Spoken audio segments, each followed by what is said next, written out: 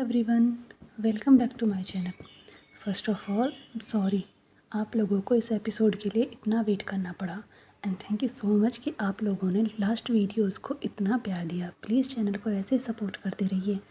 तो last episode में हमने देखा था कि रेन जब अपना असाइनमेंट सबमिट करने जाता है तब प्रोफेसर उसे रिजेक्ट कर देते हैं और कहते हैं कि तुम डेट से पीछे हो।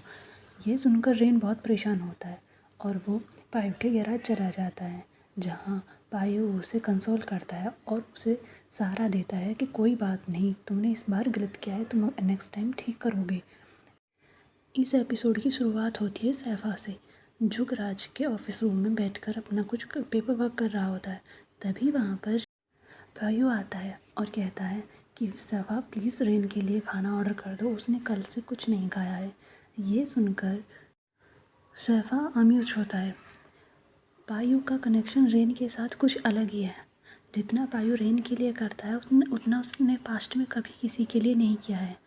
जब रेन की तरफ पायु जाने लगता है तब सैफा उससे कहता है कि बॉस का कॉल आया था, नेक्स्ट मंथ होने वाले इलीगल रेस के लिए उन्होंने शेड्यूल भेज दिया है और उन्होंने कहा है कि इस बार कोई भी गलती नहीं होनी चाहिए।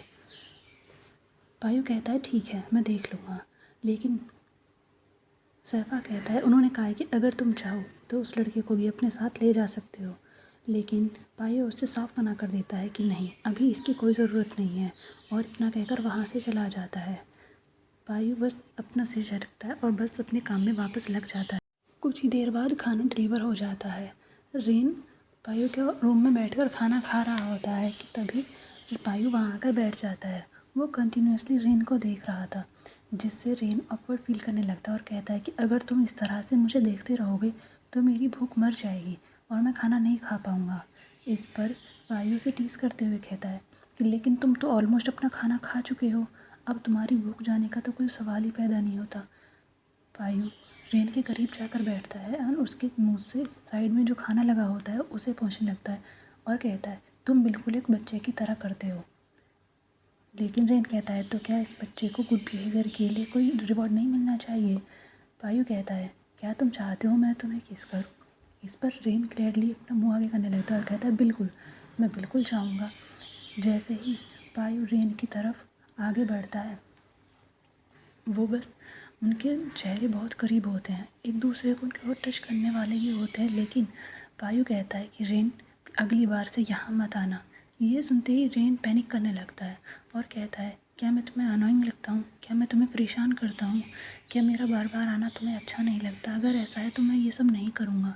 लेकिन पायु उसे रोक देता है और कहता है कि तुम मुझे अनोइंग नहीं लगते, ना ही मैं तुम्हारे यहाँ आने से बार बार परेशान होता हूँ।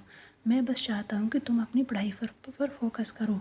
इन दिनों तुम्हारा प्रोजेक्ट असाइनमेंट भी डिले हो गया था, अगर तुम ये एक असाइनमेंट नहीं संभाल सकते तो एक सीरियस रिलेशनशिप कैसे संभालोगे।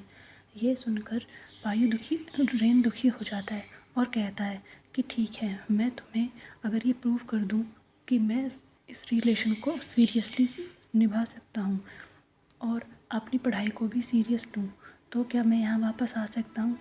इस पर पायु कहता है ठीक है, इस बारे में बाद में बात करेंगे, अभी के लिए तुम खाना खाओ और यहीं पर सो जाओ, मैं तुम्हें कल सुबह घर छोड़ दूँगा। लेकिन रेन ये सब सुनकर दुखी होता है। वो सोचने लगता है कि आखिर वो ऐसा क्या करे जिससे पायु उसे यहाँ आने से मना ना करे। लेकिन पायु तब तक वहाँ से जा चुका होता है। रेन उसके आने का वापस इंतज़ार करता है, लेकिन पायु नहीं आता और रेन दुखी मन से बैठा रहता है। अगले सीन में हम देखते हैं कि रेन के सारे फ्रेंड्स असाइनमेंट कंप्लीट कर रहे होते हैं, जहाँ पर सोम अपनी सिस्टर को हेल्प कर रहा होता है और उसे बताता है कि उसके असाइनमेंट में कहाँ कहाँ गलती है। रेन आता है लेकिन वो उन लोगों की तरफ ध्यान नहीं देता और चुपचाप जाकर अपनी टेबल पर बैठ जाता है। उसका ध्यान पढ़ाई में नहीं लग रहा होता, वो कंफ्यूज है, हर्ट है और सबसे ज़्यादा फ्रस्ट्रेटेड है। उसके इमोशंस आउट ऑफ कंट्रोल हो रहे हैं। प्ली और सोम उसको चीयर अप करने की कोशिश करते हैं। जब वो कोई रिस्पॉन्स नहीं देता तब सोम उसके पास जाता है और उससे बात करने लगता है। हे बड़ी, तुम इतना परेशान क्यों हो रहे हो, देखो मैं तुम्हारा सीनियर हूँ और मैं तुम्हें एडवाइस दे रहा हूँ। ये तुमने सिर्फ एक असाइनमेंट को डेडलाइन के बाद सबमिट किया था, इसमें कोई बड़ी बात नहीं है, मेरे साथ तो इससे भी ज़्यादा बुरा होता है। लेकिन रेन पर कोई इफ़ेक्ट नहीं होता और तुम वहाँ से चला जाता है। प्ली उससे कहती है कि चलो ना रेन, हम साथ में चलकर लंच करते हैं। अगर ये पहले प्ली ने कहा होता तो शायद रेन का रिएक्शन कुछ और होता, लेकिन इस वक्त उसका मन ठीक नहीं था और उसने प्ली से मना कर दिया। ये देखना स्काई के लिए काफ़ी शॉकिंग था। वो उन दोनों के उनसे कहता है कि तुम लोग जाओ, मैं तुम्हें थोड़ी देर में ज्वाइन करता हूँ। स्काई रेन के पास जाता है और कहता है, क्या तुम अब प्ली को पसंद नहीं करते? जिस पर रेन कहता है, नहीं, मैं उसे अभी भी पसंद करता हूँ। लेकिन स्काई उसकी बातों पर बिल्कुल भरोसा नहीं करता और कहता है कि अगर ऐसा होता तो जो अपॉर्चुनिटी तुमने अभी खोई है वो कभी नहीं होता। प्री ने तुमसे खुद कहा था कि वो तुम्हारे साथ लंच करना चाहती है। मुझे बताओ, तुम सिर्फ असाइनमेंट की वजह से परेशान नहीं होना। लेकिन रेन कुछ नहीं कहता। स्काई कहता है, मैं जानता हूँ तुम पायु की वजह से परेशान हो। रेन उसकी तरफ देखता है जैसे वो मानो बिल्कुल रोने वाला है, लेकिन वो स्काई से कहता है कि मैं उसे पसंद नहीं करता हूँ। स्काई उससे कहता है कि तुम्हें मुझे अभी जवाब देने की कोई ज़रूरत नहीं है। अपने दिल से पूछो, क्या तुम जो मुझसे कह रहे हो वो सच है? क्या तुम पायु को पसंद नहीं करते हो? लेकिन रेन कंफ्यूज होता है। स्काई उससे बाय बोलता है और लंच करने चला जाता है।